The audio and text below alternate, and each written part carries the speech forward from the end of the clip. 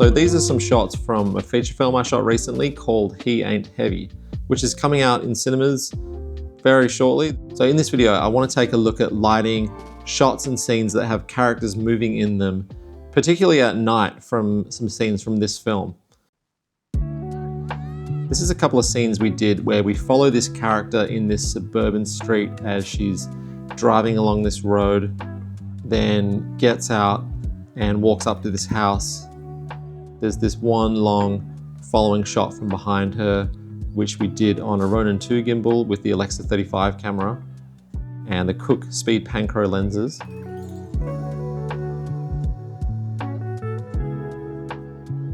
And then there's another scene a little later where she's running up the street to this crashed car. So I just want to talk about how we did it in this and other options you could also do when lighting people moving at night. So for this film, we knew we wanted the camera to be along with her.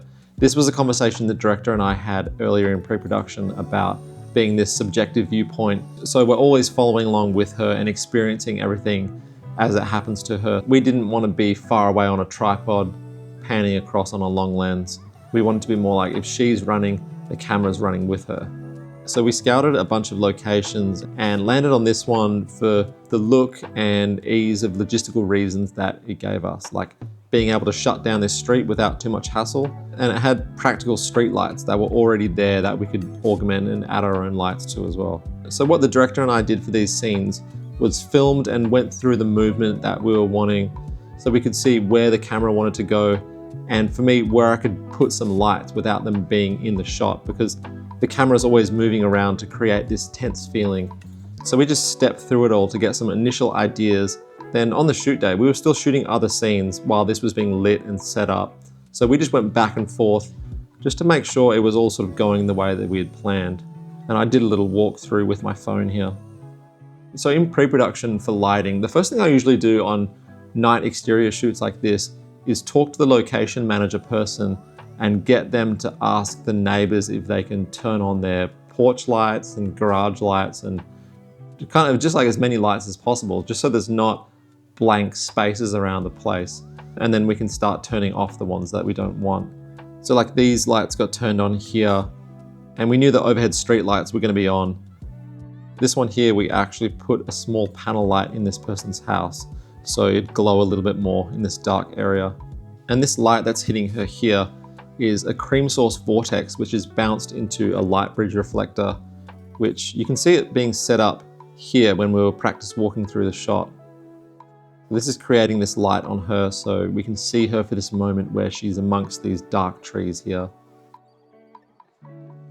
And then again, another one which is coming this way, which is mixed in with the overhead streetlights.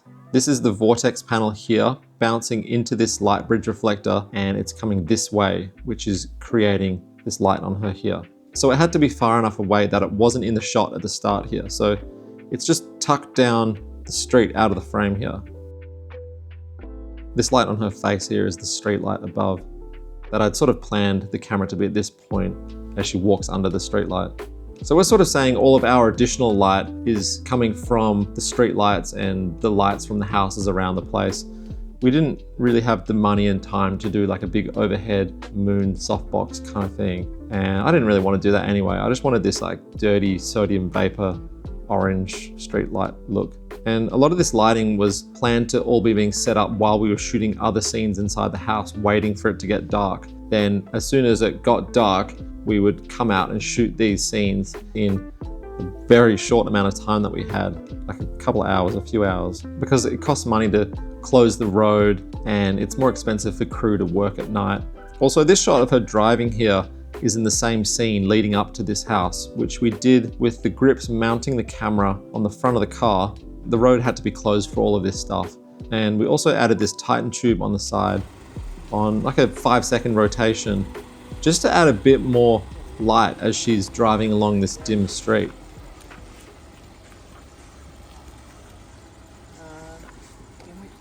How far are we going to drive? Just up and down this road here. So you can see this is all natural street light, and then that's the tube. Then there it is again, and then it has to stop as she comes to a stop. We had such a little amount of time to shoot all of this. You can see the matte box bouncing around on the top of the shot, and we didn't have time for another take. We were just running around trying to get these shots and make the day. I want to give a quick shout out to Milanote for sponsoring this video. Milanote is an amazing organizational tool for filmmakers that lets you compile everything from a project that you're working on in one platform. Things like scripts, storyboards, ideas, production notes, and it's all in this easy to navigate workspace. So how I usually use it is select one of these filmmaking templates to start. Film pre-production template, film location scout template.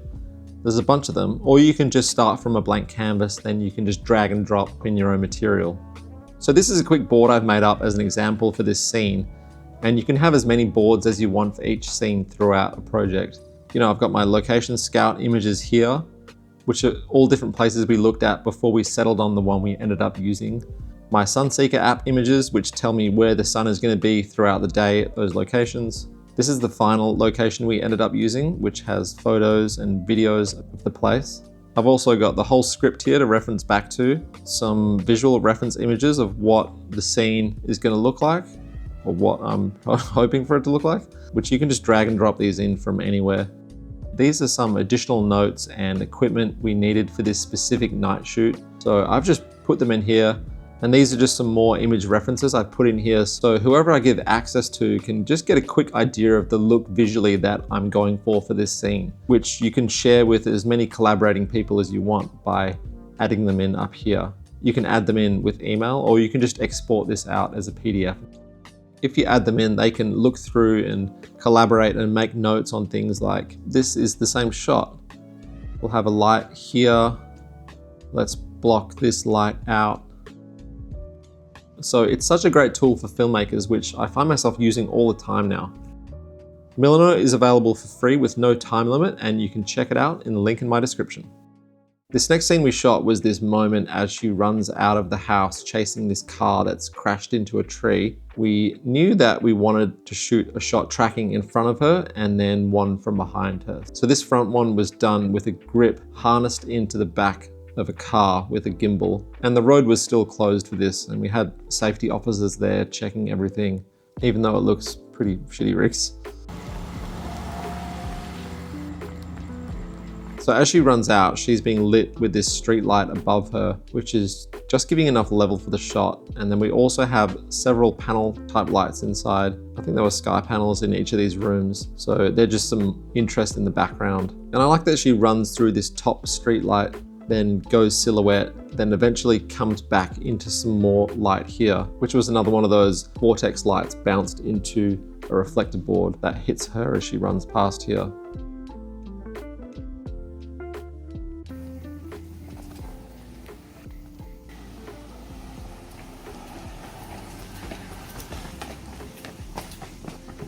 Cut there. Thank you, cutting. Reviewing, please, playback. Then we move on to the next part of the shot where she's up at the car. So we took the camera out of that tracking car, and this is just the two grips carrying it as I'm operating remotely on a monitor here. I don't know why there was so many monitors here, but I'm just operating on the tripod, the gimbal here remotely. And we knew while we were shooting it that in the edit, it would go this front shot and then this behind one, then back to the second part of this front one up at the car. In the movie, in the edit, they just used the last part of this moment where she lands at the car. But on the day, we shot the whole thing from the start, even though knowing that we're probably just going to use the last part of the shot. You can see her running through that vortex bounce light coming this way and then up to the car. So this was lit with a sky panel in a softbox on the ground here for this red car taillight that she runs past. And then we had a 6x6 bounce here that has a couple of Philex lights bounced into it. Q8s, I think they were, which is giving this light on her. And with the lighting, I'm sort of saying that this is the crashed car, it's bouncing its headlights into something, and then that light is coming back and lighting her. And I've just put it in a nicer spot where it's coming a bit more from this side and not so front on. And I also had a light sock here with Titan tubes in it, which is just adding a bit more level wrapping around, and a smoke machine down here to add smoke for that crashed car effect and just some more atmosphere to the shot. But I like the moment as she runs past this red tail light into this other cooler light. It's a shame that bit didn't make it in. Here's a screenshot of the monitor on the day. You can see the camera settings we used for most of these night shots. 1280 ISO, T2 and a bit, and 3800. Then we went round and got the following behind shot, which I've definitely taken some Roger Deakins inspiration for this shot, using a prop light source in the shot, in this case the position of the car and the headlights hitting the fence, and then having that character's silhouette in front of the light source, which he does a lot and it always looks really good. So we just removed that 6x6 frame that was here and that sky panel tail light, and we've now used those two lights that were bouncing into the frame and put them in front of the car, enhancing the headlights and pointing them into the fence, hitting more of the spot that I wanted to hit on the fence so she's a better silhouette. Then added some smoke in front of the car, and I think it works pretty good. So this is one way to light people moving at night, and I've sort of taken the approach with the lighting, like you don't always have to see the person. They come in and out of the shadows, but it's important to see their face at the moment when you do need to see it. Like when she lands at the car, you need to see that she is looking for this other person that's gone missing. But there is other ways you can shoot night exterior moving shots if the characters are maybe walking and talking and you have to see them the whole time. I found a few examples from other movies, like this one here from Licorice Pizza. Why should I give you my phone number? So I can call you? I don't know, Gary. Why not? I found this behind the scenes image where you can see this little dolly with a Steadicam operator riding on, operating the Steadicam, and they would be being pulled back by another grip. And they have this pipe rig above them holding a light mat Spectrum, I think it is, which is like a soft LED panel light. So as they're walking, you can always see their faces and the light's moving at the same time as the camera. So it feels somewhat real, like they're illuminated from the street lights and the ambient light, and you just don't really think about it while you're watching. You don't really know where the light is coming from. It's just like there and you can see the characters. They've also got what looks like a bigger light on a scissor lift back here, which is creating this edge pull light on them as they walk through at the start.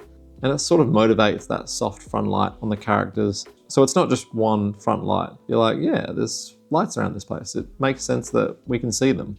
But if that wasn't there, the shot would just be a black image with some car headlights in the background. And then I found this other example of a different way to do it from this movie called Shame, where they've lit areas of the shot and the characters come in and out of the light. This might be from practical lights that are built into the set that they walk through.